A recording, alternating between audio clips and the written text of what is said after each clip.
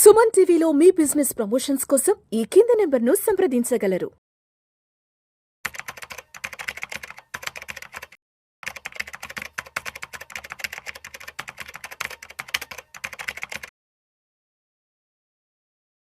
నమస్తే అండి, నేను మీ రేవంత్ చలమల. సో ఈరోజు ఒక కేస్ స్టడీ యాక్చువల్గా చాలామందికి ఉపయోగపడుతుంది నా పర్స్పెక్టివ్లోకి మీ ముందరకు తీసుకొచ్చే ప్రయత్నం చేస్తున్నాను. సో బేసిక్గా అఫ్కోర్స్ ప్రతి మనిషి జీవితంలో ఈ కేసెస్ ఎదుర్కొనే ఉండుంటారు. కాకపోతే దీనికి సొల్యూషన్ ఏంటి, దీన్ని ఏ విధంగా అప్రోచ్ చేయాలి అనే దాంట్లో మాత్రం ఒక పెద్ద ప్రశ్నగానే మిగిలిపోతూ ఉంటారు. సో బేసిక్గా పెట్టుబడులన్నీ పెడుతూ ఉంటాము, ఇన్సూరెన్స్లు తీసుకుంటాం, లేకపోతే లేదు. సో మనం రకరకాలుగా మగవాళ్ళం పర్టికులర్గా దాని వేటిల్ని కూడా మనం మన లైఫ్ పార్ట్నర్స్కి చెప్పకపోవడంతో సడన్గా మనకి ఏదైనా జరిగితే కనీసం వాటిని వాళ్ళు క్లెయిమ్ చేయడం కానీ ట్రాక్ చేయడం కానీ చాలా కష్టమైన పరిస్థితులుగా మారిపోతున్నాయి. సరే, ఆస్తుల గురించి పక్కకు పెట్టండి. ఇప్పుడు ఆస్తులు అంటే సరే ఏదో ఉన్నాయో ఉంటాయి కొంతవరకు, ఓకే. అదే ఇక ఇన్సూరెన్స్ పాయింట్ ఆఫ్ వ్యూలోకి వచ్చేసరికి నాకెందుకు ఇన్సూరెన్స్ అని చెప్పేసి ఇనిషియల్ స్టేజ్లో ఇగ్నోర్ చేసేస్తూ ఉంటాం. వన్స్ ఏదైనా జరిగింది అని అంటే టర్మ్ ఇన్సూరెన్స్కి ఇంకా రాదు. ఇక ఫ్యామిలీ ఎట్లా సర్వైవ్ అవ్వాలో కూడా అర్థం కాదు. ఇది కూడా ఓకే, సర్లేని ఇక రాలేదో అయిపోయింది. ఇంకొక పెద్ద ప్రమాదం, ఇన్సూరెన్స్ తీసుకున్నాక వచ్చే ప్రమాదం గురించి చెప్పాలనుకుంటున్నాను. ఇన్సూరెన్స్ తీసుకున్న తర్వాత యాక్చువల్గా కొన్ని ప్రాబ్లమ్స్ని అబ్జర్వ్ చేశాను. అనుకోని కండిషన్స్లో ఎర్నింగ్ పర్సన్కి ఏదైనా జరిగింది అని అంటే సరే ఎంతో కొంత ఇన్సూరెన్స్ అనేది వస్తుంది. ఆ ఇన్సూరెన్స్ వచ్చినప్పుడు ఆ డబ్బులు ఏం చేయాలి, ఇదో పెద్ద ప్రశ్న. సో ఈ డబ్బులు ఏం చేయాలి అని ఒక విషయం అక్కడ ఉండేటువంటి నెక్స్ట్ స్పౌస్కి క్లారిటీ లేకపోవడం వల్ల చుట్టుపక్కల వాళ్ళందరూ ఇన్వాల్వ్ అవ్వడం మొదలు పెడతారు. ఆ డబ్బులతోటి అగ్రికల్చర్ ల్యాండ్ కొందాం, ఈ భూమి కొందాం, బంగారం కొందాం, బ్యాంకులో ఎఫ్డి వేద్దాం, ఇట్లా రకరకాలు చెప్పేస్తూ ఉంటారు. సో బేసిక్ ఇట్లా ఈ మధ్య చాలా కేసులు వింటున్నా, సార్ డబ్బులు రాగానే ఇట్లా కొంత అడ్వైస్ ఇస్తున్నారండి, మరి నాకేం అర్థం కావట్లేదండి. సో నిజమే పాపం, మరి ఆల్రెడీ అక్కడ ఒక పార్ట్నర్ని కోల్పోయిన తర్వాత వాళ్ళకు ఉండేటువంటి మెంటల్ స్టేట్ అనేది కొంచెం డిఫరెంట్గానే ఉంటుంది. వాళ్ళకు ఆలోచించే శక్తి కూడా ఆ క్షణంలో ఉండకపోవచ్చు. సో డెఫినెట్గా కొంతవరకు చుట్టుపక్కల వాళ్ళు చేసే ప్రయత్నం సహకారం కూడా అయి ఉండొచ్చు. కాకపోతే ఇక ఆ టైంలో ఇట్లా కరెక్ట్ కాదు, వెళ్ళి ఒక అడ్వైజర్ హెల్ప్ తీసుకోండి అని చెప్పినా కానీ అడ్వైజర్లు ఎందుకు వాళ్ళు కానీ కొట్టేస్తారులేండి. కానీ సరే అట్లాంటి వాళ్ళ కోసం కనీసం ఇట్లాంటి వీడియో చూస్తే అయినా కానీ కనీసం కొద్దిగా ట్రైన్డ్గా ఉంటారు, అట్లీస్ట్ వాళ్ళ స్పౌసెస్కి ప్రిపేర్ చేసి పెడతారు అని చెప్పేసి నేను అనుకుంటున్నాను. So in any case first me family అందరూ కలిసి కూర్చొని ఒక ప్లాన్ని ప్రిపేర్ చేసుకోండి. ఇన్ కేస్ ఏదన్నా జరిగితే వాళ్ళు రాత్రి మన నెక్స్ట్ ఏంటి. ఇప్పుడు మనకి కిడ్స్ ఉన్నారు ఆల్రెడీ. సో వాళ్ళకి సంబంధించిన మనకి ఎక్స్పెండిచర్స్లో వాళ్ళ స్కూలింగ్ ఎక్స్పెండిచర్ ఉంది. ఎవ్రీ ఇయర్ స్కూలింగ్కి సంబంధించిన ఎక్స్పెన్సెస్ మనం పే చేయాలి. బుక్స్ కావచ్చు, స్కూల్ ఫీజులు, డాన్స్ ఫీజులు, కరాటే ఫీజులు, అన్ని XYZ ఇదంతా వెళ్ళదీయాలి. ఆ పిల్లవాడు ఫస్ట్ క్లాసా, సెకండ్ క్లాసా, థర్డ్ క్లాస్ అన్నదాన్ని బట్టి ఎన్ని సంవత్సరాలకు కావాలంటే అన్ని సంవత్సరాల కార్పస్ని మనం ప్లాన్ చేసి పెట్టాలి.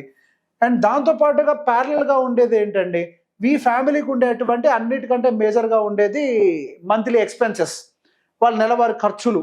వాళ్ళు రెంటెడ్ హౌస్లో ఉంటే రెంటు, లేదు సొంత ఇంట్లో ఉంటే కనుక సొంత ఇల్లు పక్కకు పెడితే మంత్లీ ఎక్స్పెన్సెస్. సో ఈ మంత్లీ ఎక్స్పెన్సెస్ ప్రతి నెల ఏ విధంగా రీచ్ అవుతారు. మంత్లీ ఎక్స్పెన్సెస్కి కండిషన్ ఏంటి, భూమి కొంటే మరి పిల్లల స్కూల్ ఫీజు కట్టదు, ఆ భూమి ఏమో తీసుకొచ్చి మరి నెలవారి ఖర్చులు ఇవ్వదు, మరి వెళ్ళేమో భూమి కొనమంటారు, ఎఫ్డీలో పెట్టమంటారు. పోనీ ఎఫ్డీలో పెడితే ఆ రెండు ప్రాబ్లమ్ సాల్వ్ చేస్తాయంటే అది కూడా చెయ్యవు. పోనీ ఇక్కడతో అయిపోతుంది అంటే కాదు, మళ్ళీ మంత్లీ ఎక్స్పెన్సెస్ ఏమో అవతల పార్ట్నర్ 85-90 ఇయర్స్ వరకు కంటిన్యూ చేయాలి. సరే ఇదంటే 9-10 ఇయర్స్లో కంప్లీట్ అయిపోద్ది. ఇక్కడతో అయిపోయిందంటే మళ్ళీ నెక్స్ట్ వస్తుంది కాలేజ్ ఎక్స్పెన్స్, దాంతోపాటుగా నెక్స్ట్ వస్తుంది మ్యారేజ్ ఎక్స్పెన్స్. ఇప్పుడు మీరు కొనే ల్యాండ్ ఎఫ్డి ఈ ప్రాబ్లమ్స్ అన్నిటిని ఎట్లా సాల్వ్ చేస్తుంది ప్రాబ్లమ్స్ అన్నిటిని. అసలుకే ఇన్కమ్ ఆగిపోయింది, ఇక్కడ ఇంకొన్ని ఎమర్జెన్సీస్ ట్రిగ్గర్ అయ్యే అవకాశాలు మరింతగా ఉన్నాయి. ఇక్కడతో అయిపోయిందా, ఇంకా కాలేదు. ఇవన్నీ కూడా మనకు మంత్లీ వచ్చేటువంటి మామూలు ఎక్స్పెన్సెసే. దీంతో పాటుగా మరికొన్ని ఏమవుతాయి, మనకి ఏ దన్నా అనుకోకుండా జరిగితే ఒక మెడికల్ ఎక్స్పెన్స్ వస్తుంది.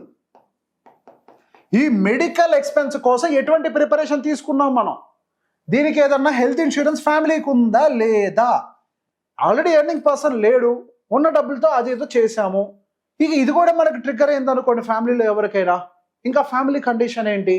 సో బేసిక్ అందుకే మెడికల్కి సంబంధించినటువంటి హెల్త్ ఇన్సూరెన్స్ ఉందా లేదా కూడా మీరు ఖచ్చితంగా చెక్ చేసుకోవాలి.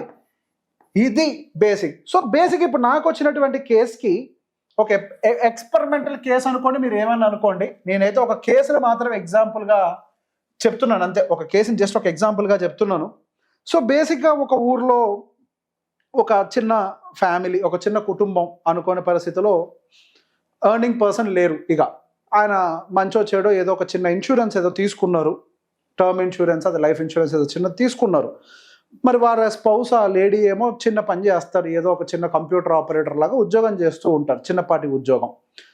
ఆవిడ ఎంతవరకు ఎర్న్ చేయగలుగుతారు అనంటే మాక్సిమం షీ కెన్ ఎర్న్, అంటే డైలీ నీడ్స్ కోసం మాత్రమే, డైలీ తినటానికి వాటి వరకు డబ్బుల్ని సంపాదించుకొని పెట్టుకోగలుగుతారు. పిల్లల స్కూల్ ఫీజులు కూడా కట్టే పరిస్థితి లేదు. మరి పిల్లల స్కూల్ ఫీజులు కూడా కట్టే పరిస్థితులు లేవు. మరి పిల్లల్నేమో పెంచాలి, పెద్ద చేయాలి, చదివించాలి. ఇక చాలా ఉన్నాయి ఇక్కడ కార్యక్రమాలు. మరి ఈ లైఫ్‌నంతా ఎట్లా లీడ్ చేస్తాము అనంటే, వాళ్ళకొచ్చిన డబ్బుల్లో నుంచి నేను సరే ఎగ్జాంపుల్‌గా తీసుకుందాంలెండి. ఒక 1 crore ఏదో వచ్చిందనుకుందాం. ఈ 1 crore ఫిగర్‌ని కొంచెం ఒక మంచి హైబ్రిడ్ పోర్ట్‌ఫోలియో స్టైల్‌లో ఏదో కొంచెం ప్లాన్ చేసి, సరే ఫస్ట్ అసలు ఈ 1 crore వచ్చింది ఓకే. మనకి ఇది కాదు ఇంపార్టెంటు. అసలు ఫస్ట్ వీళ్ళ ఫ్యామిలీకి కావాల్సినటువంటి అవసరాలన్నిటిని మనం మైండ్‌లో పెట్టుకుందాం.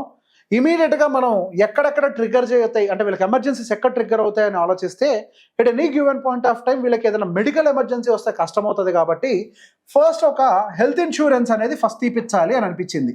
హెల్త్ ఇన్సూరెన్స్ ఎట్లా కట్టాలి? మరి డబ్బులు సరిపోవట్లేదు కదా!